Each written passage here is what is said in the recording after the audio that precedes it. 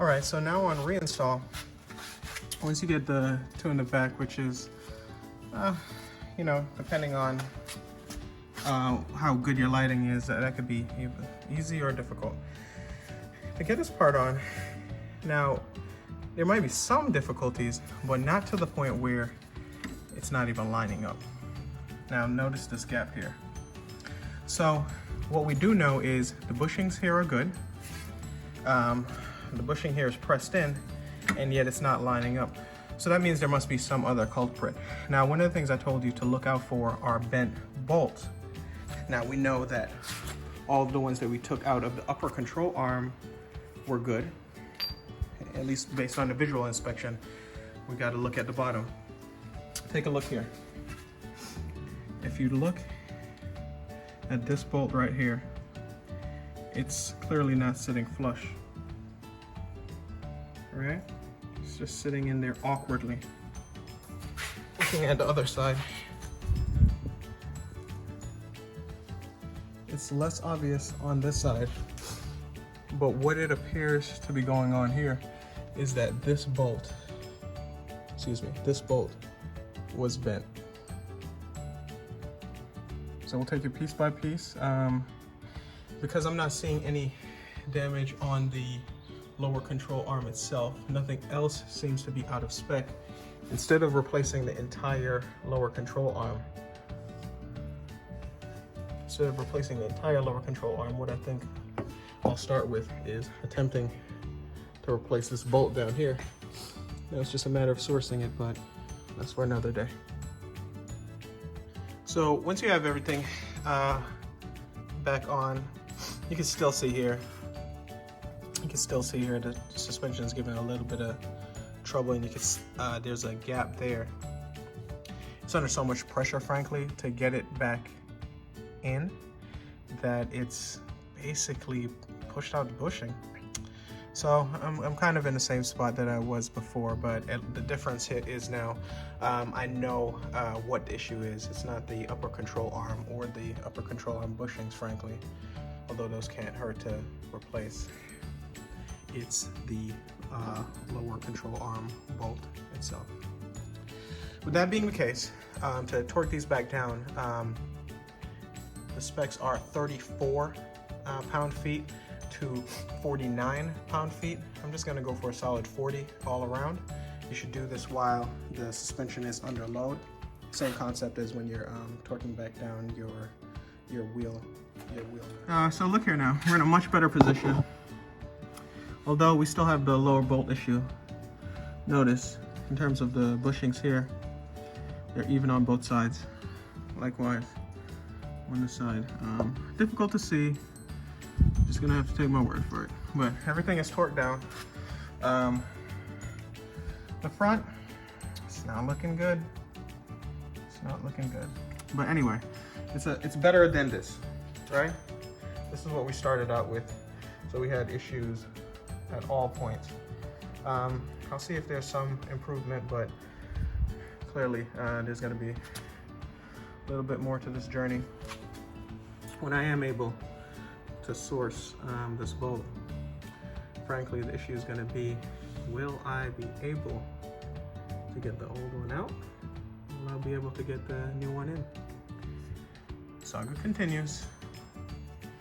All right, guys, so for today, we're gonna make some suspension modifications. Here's the issue I've been running into, or my tire's been running into. You can see there's already damage on the front tire here. And the reason why is because the suspension is just too low. You can see underneath here, you can see where the rubber meets the tire. The panel itself is bowed out pretty much. So beyond using a rubber mount to get this back in, gotta raise the suspension. It's the same on both sides. You can see here, the suspension is bowed out. Some damage on the paint already, which I really don't care about, but as far as the tires, I'm not trying to suffer a blowout to the extent that may happen. And it's just kind of annoying to hear the constant rubbing. So I'm gonna raise up the suspension and get this car running as it should be.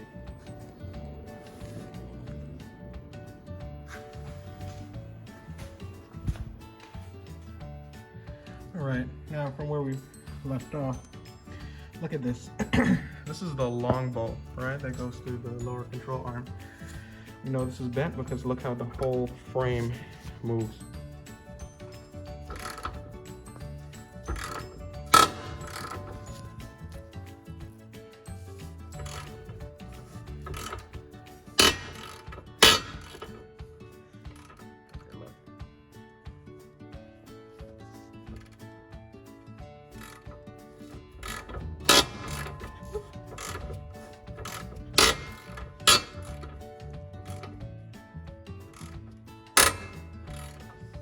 Causes the entire assembly to move as it twists. Now that should not happen because it's straight. So that tells you that it's curved in some sense, and when the actual bolt is turning, it's making the entire assembly itself move. So what I'm going to do is try to work on getting that out. It looks to be so bent that I'm not going to be able to, but all I can do is give it a shot. Taken from another view, it's moving around so much that's literally damaging, as you can see.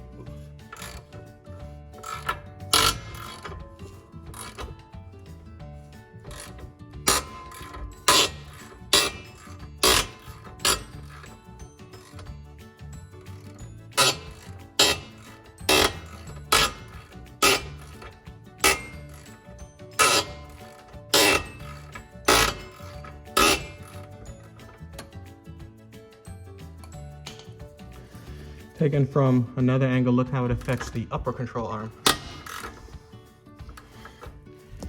Try to hold this thing steady.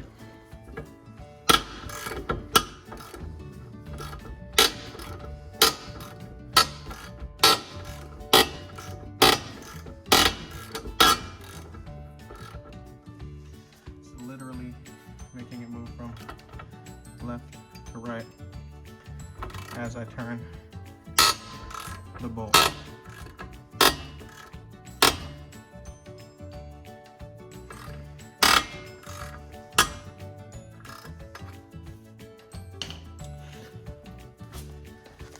Woo. This bad boy is not going anywhere. Whew. So I think it's a much bigger job, and what it's going to call for is the replacement of this entire assembly here, because what we've got now, we have the bolt that's stuck in the lower control arm, right? And while I normally would be able to just remove this bolt and replace the bolt, maybe just the bolt, as well as the lower control arm, with it being attached to the hub essentially, and the hub is attached to the axle, what I'll have to do is, it seems, get a replacement hub itself, and replace everything that we're looking at here. So replace the hub, get a new axle, which I do have.